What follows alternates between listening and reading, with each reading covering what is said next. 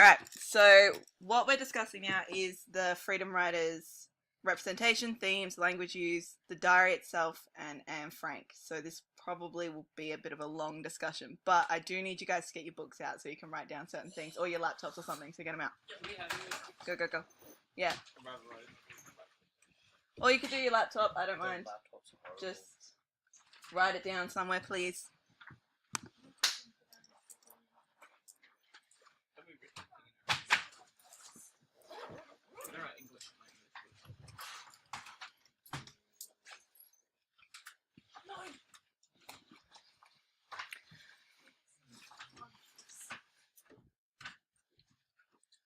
Do they have a folder for this? Yeah, you're supposed to have a folder. I don't know where it is. Mr. Redden was supposed to give it to you. Okay, while you guys are doing that, so in terms of representation, Freedom Riders has a pretty unusual mix. It's got a lot of unknown actors with a lot of well-known actors. And it's also, so the Holocaust survivors that you saw recorded talking to the kids, they were actually Holocaust survivors. So it's got a mixture of real people, unknown people, and then like actual stars. I want to talk briefly about the LA riots. So the unrest began in South Central Los Angeles on April 29th after a trial jury acquitted 4 officers of the Los Angeles Police Department of the use of excessive force in a videotaped arrest and beating of Rodney King. I'm not going to show you that, but if you want to research it, you can. It then spread through the Los Angeles metropolitan area as thousands of people rioted over a 6-day period following the announcement of the verdict. The media had a lot to do with the reaction of the gangs. So when it came down to, like that last sentence, when it came down to the Korean sort of side of things, there were Koreans rioting. And their newspaper, so they had their own newspaper, they reported it, but people took it the wrong way. Then you had people writing newspaper articles that were saying that it was only blacks doing this, it was only this person doing this, it was all done wrong, it was handled really badly. So therefore, it actually encouraged gang wars to begin. Okay? So that's just something I want you guys to know about. Yeah, so that riot going for 6 days, it destroyed that South Central Los Angeles area. Like, that place was looted and just an absolute mess after, and it didn't get better for a while. Alright, so discussion questions. These are the ones that I want you to consider. You don't have to write down a huge amount, but I just want you to write down something. Consider the reasons why the different groups. So what groups were there in the movie, if you guys can remember? African American. So you had African American as one. What was the other one? Asian. Koreans, yep. Cambodians. Latinos. White. 2 white fit. And then the white ones. Yeah, okay. Wait, do we write that down? I'll write them on the board for you while you answer these questions. What difference does this make with your expectation of the film? So did you expect it to be so varied in what cultures it covered? Discuss how these representations of cultural groups are either stereotypical or challenging of the stereotypes. And after learning about the LA riots, why do you believe it is important that these stories from the students are heard? So these are the 4 that I want you to answer now. So I'll give you about 10 minutes to do so. Go. Alright, so after learning about the LA riots, why do you believe it's important that these stories from the students are heard? Has anyone got an answer for that one yet? Oh, I said, like shows what they were going through. Shows what they were going through, yeah. Anything else? Gives them a voice, perfect. Any other ones I would like to share? Alright, we'll leave it at that for now. So, the next one I want to go through is themes. Now this one we'll probably talk about rather than you guys writing it down because we'll lose more time that way and I want to get through as much of this as possible. These are the themes that I've found. So I've got history, heroism, tolerance and understanding, unity, morals, and the value of education. So the importance of history is being educated in history so the mistakes of the past cannot be made in the future. What were 2 examples in this movie of that? Where they've used history. So Holocaust was one, yep. Was there another one? The LA riots. Anything else? Did you say something, Cheyenne? Oh, okay. The Freedom Riders themselves. Yep. Right. Good. Well done, guys. So you know. So yeah. So you've got the importance of history there. Heroism. A person who has performed heroic acts or has heroic qualities. Where's two examples of that in this film? The Teacher. Yeah. That book. The Anne Frank. Yeah. Yeah. Yeah. Anne Frank as a hero. What about Ava or Eva when she confesses what actually happened? Is that a heroic act or is that a moral act?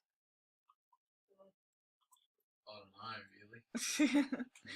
Alright, so there's a difference between a moral and heroic. Heroic would be if she intentionally did it, if it was one of those things where she wanted to do the right thing and do the good thing and things like that. But I think in that scene it shows it wasn't a heroic act, it was more of a moral act. She couldn't live with herself if she let someone else go to jail that didn't deserve it. Okay? So that's just the difference between heroism and moral. Okay? Tolerance and understanding. A fair and objective attitude to the situations around you includes practices and appearances. So who or what showed this, the tolerance and understanding? Who showed tolerance and understanding? The teacher for one, yep. The white kid. Yep, so his name has totally escaped me, but I know who you're talking about. Long hair. Ben, there we go, thank you. Oh, yeah, Totally. It's only because I know the actor of it, so I kept thinking about the actor's name. Do you think what was her name? She was the department head? Yeah. Tolerance and understanding. Where did she fall? Girl. Yeah, the Harry Potter one. No, I don't like her. So she didn't fall in this part at all, but she was sort of the person that showed. So she wasn't tolerant and she wasn't understanding, but she was a perfect juxtaposition against the teacher, Mrs. Gruelle, because that showed how she was being tolerant and understanding. So you couldn't have one without the other, a little bit, to show that theme. Unity. A group of people coming together to fight adversity. The whole class basically did that, yeah. What things did they do in order to show unity? What was the fundraising activities that they put together? Dancing. They did the, concert for change. Snag for the front of Bunnings, oh jeepers. They also had the food for change. And they had one more. That party. Oh yeah, they had the party as well, yep. So there's your three. So they all came together to fight adversity. You could also say that the head of the district, Mrs. Gruelle, and one of the other people on the school board came together to fight the people that were giving them the most amount of trouble. Okay? Morals. When a character follows the right path instead of doing what people believe they should. So Ava's the perfect example. Was there another one? Dwight went home and then he went to the door and Dwight went in to deliver something. And he's like, Yeah, that's actually a perfect example. So when Andre said that he had to do something, when that guy wanted him a part of the gang or to do something or deliver something, yeah, he did the right path there. People when he threw away his gat. When he threw away the gun, yeah, that's a perfect example as well.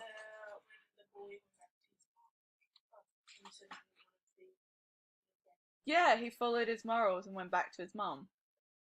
Which, yeah, that's actually a perfect example. When you think about the fact that he's supposed to be, I mean, those characters were totally aged up, but he's supposed to be about 14 in that shot. Pretty tall 14-year-old. Yeah, that shows that he was following, like, he wanted to go back on that right path and he wanted to follow what he thought was right and what his mum thought was right, because his mum kicked him out purely for being in a gang. It wasn't for any other reason. And last one, value of education. When education helps a character or characters help achieve their goal in life and helps them to better understand, or to be better understood in the world. There we go, sorry. Examples of this in the film. They all went to college, yeah. They went on that World War II experience thing. Yeah, so they went to the museum for the World War II thing, which if you're ever in Berlin, do it. It's really good. The Anne Frank thing.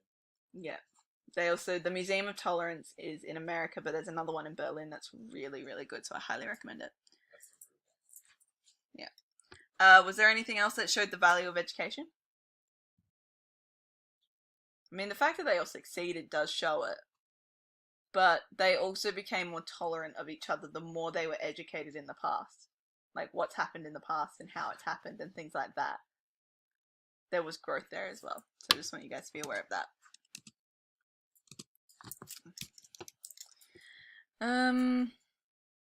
I wanted to show you the... Alright, so the diaries. Why are the diaries so important in your opinion? I say you wonder. In the corner there, yep. So why are the diaries so important? It's hard, but Tell me. Or write it down. Can you guys write one reason why the diaries are so important? Go.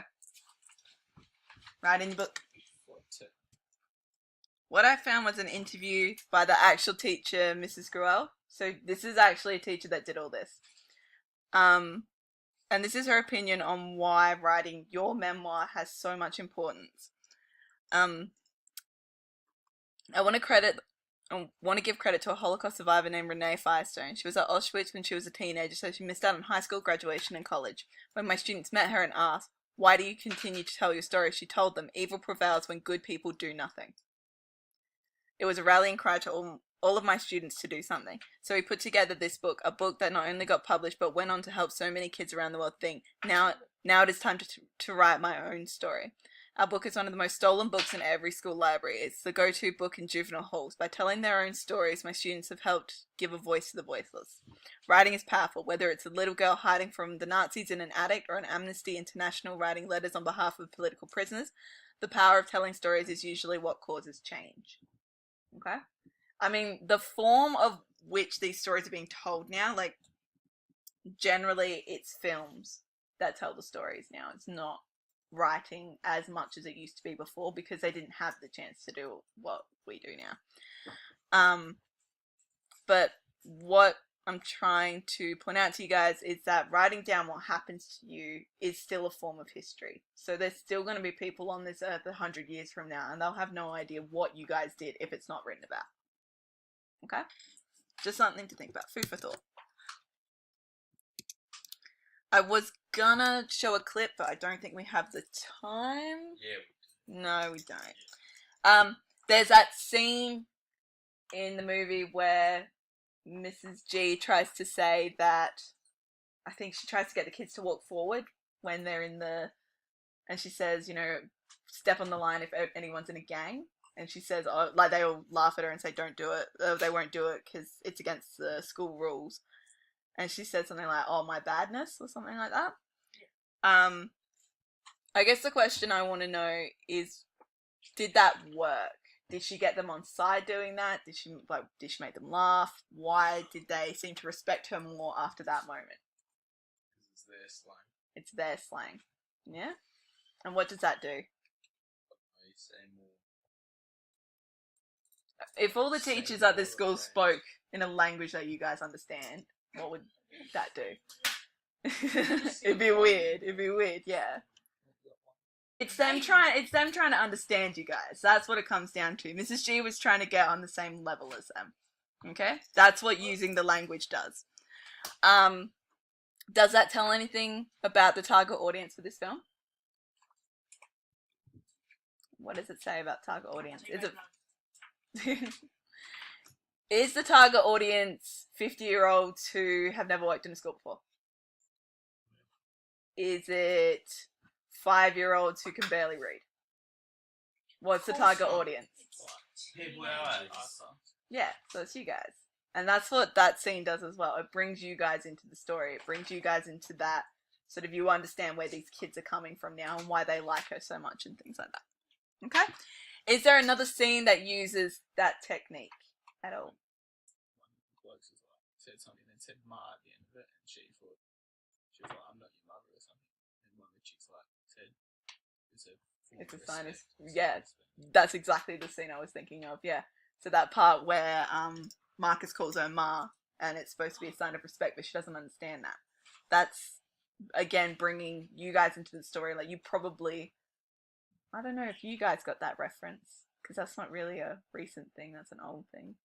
But either way, that's about the language used. I'll probably show that scene next lesson. All right. This is an Anne Frank extract. Give that a read really quickly.